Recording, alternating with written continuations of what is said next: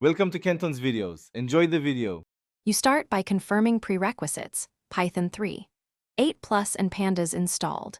Next, import Pandas as PD and verify PD version to avoid surprises. Then choose the reader that matches your file, read CSV for CSV, read Excel for XLSX, read JSON for JSON, read SQL for databases. Now, call the reader with the file path string, include engine or encoding parameters when required. Once done, store the result in a data frame variable like df to begin inspection and processing. You now inspect the freshly loaded data frame to understand content and types. Run df head, df info, and df describe to spot missing values, dtypes, and outliers. If dates or specific dtypes matter, reread using parse dates or dtype arguments. Pass na values to normalize missing tokens.